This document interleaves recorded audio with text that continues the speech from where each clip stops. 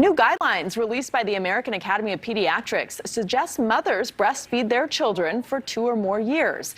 The agency is also calling for policy change and, quote, non-judgmental support for families when it comes to feeding choices.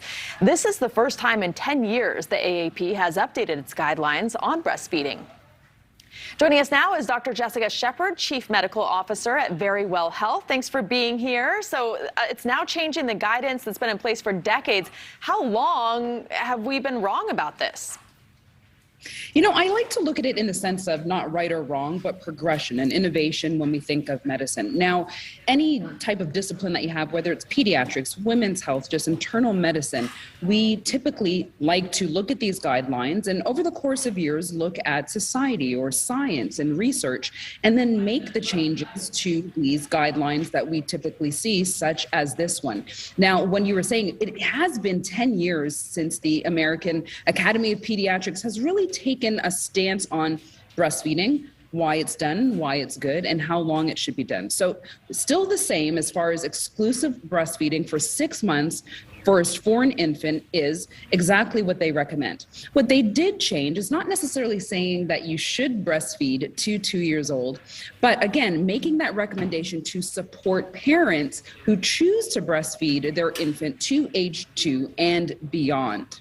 And the new guidance also acknowledges, right, that there are obstacles that stand in mom's way. It calls for social change, you know, paid leave, more support for breastfeeding in public, child care facilities, workplace support. Without that, is it a realistic recommendation?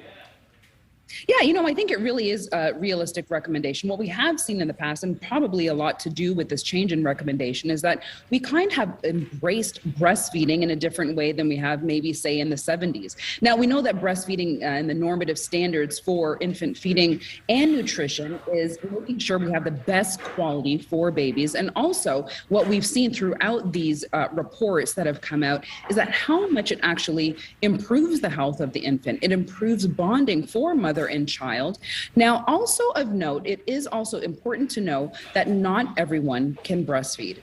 And so we also want to make sure for those who can't breastfeed that we still do support those women and also how they're choosing to feed their child. But what we have seen in research is breast milk really has a phenomenal, as far as nutrients, decreasing certain diseases in infants. So that's what we're really trying to, I guess, highlight, and also highlight the length in which you can breastfeed an infant up until 2 years and thereafter. Okay, Dr. Jessica Shepard, thank you. Useful information. Thank you for watching. Go to newsnationnow.com to find NewsNation on your television provider. And don't forget to click the red subscribe button below to get more of NewsNation's fact-driven, unbiased coverage.